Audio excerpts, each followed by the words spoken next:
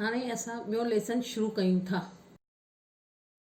ॿिए सबक जो नालो आहे मिटीअ जो भॻवानु, जंहिंजो लेखक आहे हरिकांत। जो जनमु थियो आहे 5/9/1935 ऐं मृत्यु थी अथसि 8/5/1994। श्री हरिकांत रूपचंदानी जेठवाणी हिकु बिर्ख शाइर, कहाणी नवीज़ ऐं नाटक नवीज़ हो। संदसि जनमु सिंध जे जेकब आबाद शहर में थियो हो।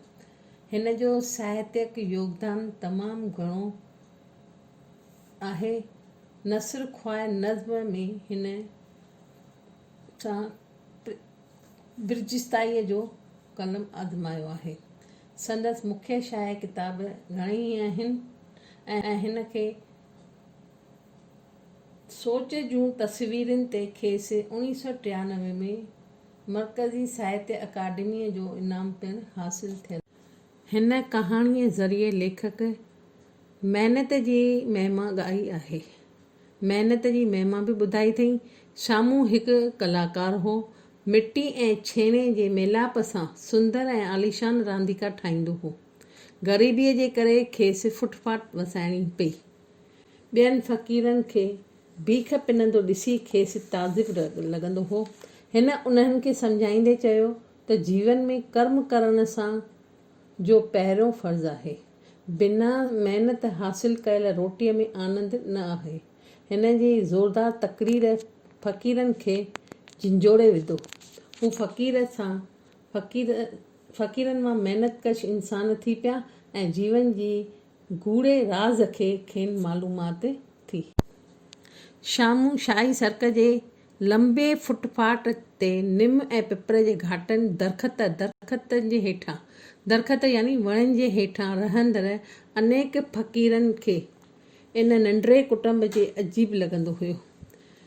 शामूअ जो कुटुंब हिकु धीअ हूंदी हुई ऐं फ़क़ीर हिननि जे विच में रहंदो बि जो हो त फ़क़ीर हिन खे ॾिसंदा हुआ त कहिड़े नमूने सां हू महिनत करे अॻियां वधी रहियो आहे। ऐं फ़क़ीरनि खे ॾिसण खां पोइ फ़क़ीरनि खे महसूसु न थींदो त भई असां वधीक सुखी आहियूं। हे वीचारो पंहिंजी महिनत करे पंहिंजो नंढड़ा रांदीका ठाहींदो हुयो, मूर्तियूं ठाहींदो हुयो, भॻवान जी मूर्तियूं ठाहींदो हुयूं।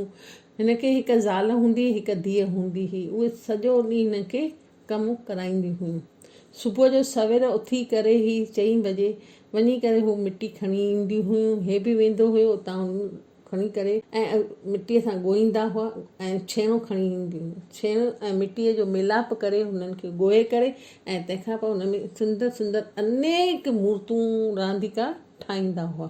अहिड़ीअ तरह सां हुननि में कला ऐं कलरनि जो मिलाप सां अहिड़ियूं मूर्तियूं ठही पवंदियूं हुयूं। ईअं लॻंदो हो त ॼण ताज़ियूं मूर्तियूं ठहियल आहिनि। ऐं जीअं ठाहे करे रखंदो हुयो सुकाए करे त ओॾी जो ओॾी महिल ई उन जूं विकामजी वेंदियूं हुयूं। ऐं अहिड़ीअ तरह सां हू कलाकार हूंदो हुयो, हिकु अजीब अनोखो कलाकार हूंदो हुओ। मिटी ऐं छेणे में जान विझी करे हू तयारु कंदो हुयो सुहिणा सुडोल खिलौना, अजीब ऐं ग़रीब रांदीका, मिटीअ जा आलीशान मंदर। कंहिं संदनि हथनि में अहिड़ी कला ऐं कारीगरी हूंदी हुई जो माण्हू हथनि में ई हू खणी वठंदा हुआ। मिटी ऐं छेणे जी अजीब मिलाप सां हर सुहिणा सुडोल रांदीका ठाहींदो हुयो। सुबुह खां सांझीअ ताईं जेकी महिनत कंदो हुयो पंहिंजी धुन में मस्तु रहंदा हुआ। आलीशान रांदीका रंग बिरंगी रंगे करे फुटपाथ ते विहंदो हो त फटाफट में रांदीका विकिणी वेंदा हुआ। अजीब शक्ति हुई हुनजे हथनि में। जहिड़ी तरह सां हुनजी चंचल आङिरियूं सॼो ॾींहुं मिटीअ जा रांदि कंदे कंदे अजीब अनोखा कला जेका संदसि जीवन जूं घुरिजूं पूरियूं करण में मदद कंदा हुआ। लेकिन एतिरे हूंदे बि हू पंहिंजे लाइ को जोॻो अजो न ठाहे सघियो, यानी पंहिंजो मकान न ठाहे सघियो। अजो यानी कि घर। पंहिंजो महिनत करे जेको कमाई कंदा हुआ उन मां थोरा सा पैसा बचाए करे रखंदा हुआ, बाक़ी ख़र्च थी वेंदा हुआ। एतिरा पैसा हू कमाईंदो हो जेतिरो हुनजो ख़र्च थींदो हुयो। अहिड़ी तरह सां हू पंहिंजी महिनत सां ई पंहिंजो घर संभालींदो हुयो। ऐं जहिड़ी तरह सां धीउ ऐं ज़ाल जे मदद सां सॼो ॾींहुं महिनत करण खां पोइ रोटीअ जो टुकुर खाई करे आराम बि कंदो हुयो। नओं सूरज, नयूं उमेदूं ऐं नओं उत्साह खणी करे चमकंदो हो। शामूं पंहिंजी किर्त में यानी कम में एतिरो त लॻी वेंदो हुयो जो फ़क़ीर हुन रवश ते अजब खाईंदा हुआ। जहिड़ी हालत हलंदो हो अहिड़ी हालत सां ॿिया फ़क़ीर हिन ते रीस कंदा हुआ। इंसान जी मनवृत्ति बि हिकु अजीब चीज़ आहे। को बि चाहींदो आहे त बिना महिनत जे ई सभु कुझु हासिलु करे सघे। इंसानु हर कोई चाहींदो आहे त भई बिना महिनत जे अॻियां वधूं ऐं सुखी खाऊं, पर महिनत बिना हथ आयल तमामु ताम एतिरो आनंद सां हज़म कोन थींदा आहिनि। बिना महिनत जो कमु हूंदो आहे उहो हज़म न थींदो आहे। जेतिरो महिनत सां ऐं पघर जे पोड़े सां हथ आयल रुखो सुखो टुकुर बि फ़क़ीरनि बिना ऐं महिनत जी रोटी हथु करण ते हिरियल हुआ। हू सम्झंदा हुआ त जॾहिं बिना महिनत सां ई असांखे भॻवान खे घणो सुखियो टुकुर ॾियारे थो त पोइ असां महिनत छो कयूं। अहिड़ी तरह सां हू महिनत न कंदा हुआ। लेकिन शामूं महिनती हो। फ़क़ीरनि जी गंदी मनवृत्तीअ ते खिल बि ईंदी हुई। कॾहिं कॾहिं त दुख बि थींदो हुउसि त छाकाणि त हू सम्झंदो हो त अहिड़े क़िस्म जा इंसान असांजे समाज मथां भार मिसल आहिनि। जेसिताईं इहो भार असांजे हथां न हटियो आहे तेसिताईं असांजे समाज का तरक़ी करे न सघंदो। इहो ख़्यालु करे हू पंहिंजे धुन में रतो रहंदो हुयो। हिन सुञातो त महिनत इंसान खे कॾहिं बि ॾुखियो ॾींहुं ॾिसणो कोन पवंदो आहे। महिनत ऐं जफ़ाकशीअ सां तयारु कयल हिकु अनोखी चीज़ ई कला आहे। कला जेका शामूं महिनती हो, जफ़ाकशी हो, इन करे हू कलाकार हो। वटस कला हुई इहा कला जंहिंजो प्राचीन ज़माने में बेहद क़दुरु हुयो, मगर अॼुकल्ह कला जो कोई क़दुरु कोन थो करे। सॼे ॾींहं जी महिनत हू एतिरो कमाईंदो हुयो जंहिंमां संदसि नंढे कुटुंब जो पेट पलिजी सघे। लेकिन इंसान खे हर वक़्तु सिर्फ़ु पेट ई न पालणो आहे। दुनिया में रहंदे इंसान खे अनेक संसारी शयुनि जी बि ज़रूरत पवंदी आहे ऐं घर जी बि ज़रूरत पवंदी आहे। मथे ढकण लाइ खेसि का जॻह की न हुई, पर बदन ढकण लाइ हिन जी खे कपिड़ो बि कोन हो। खेसि पंहिंजे सिर जी चिंता कान हुई, पर फाटल पुराणे कपिड़नि में बि जॾहिं पंहिंजी लक्ष्मी स्वरूप स्त्रीअ खे अणपूरो ढकियल तॾहिं खेसि बेहद दुख थींदो हुयो। उनखां बि वधीक चिंता खेसि पंहिंजे धीअ जी हूंदी हुई जो खेसि शादी त कराइणी हुई, मगर शादीअ लाइ पैसा खपनि, दहेज खपे। एतिरा पैसा किथां अचनि? सोचींदे संदसि अखियुनि अॻियां अंधेरो छाइजी वेंदो। उन अंधेरे में ई हू पंहिंजो पाण खे भुलाए वेंदो हो। संसार हिकु अथाह सागर मिसल आहे। जीवन नौका खे जॾहिं दुख ऐं मुसीबत जूं लहरूं ढोरण लॻंदियूं आहिनि तॾहिं ई मांझी पंहिंजी जान जी बाज़ी लॻाए कंहिं सलामतीअ वारे सतह ते पहुचण जी कोशिशि कंदो आहे।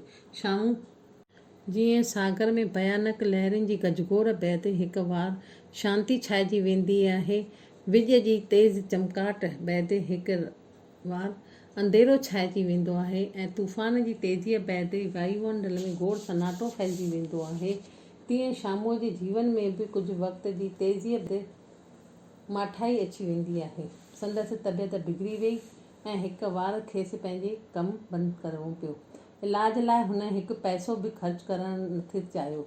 ज़ाल जे केतिरे ज़ोर भरण ते बि हिन पंहिंजो इलाजु न करायो। उहे पैसा जेके हुन पंहिंजे घणी जफ़ाकशीअ सां पैसा कठा कया हुआ से धीअ जी शादीअ ते ख़र्चु करणु थे चया आहिनि।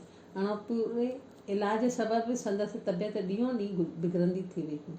संसारी सागर में सुख दुख जा गोता खाइण जी बैदि बि मनुष्य या कामयाबीअ जे किनारे ते पहुची वेंदो आहे या हार जे कुन में गर्क थी वेंदो आहे, मगर शामूअ जी हालत कुझु ॿी हुई।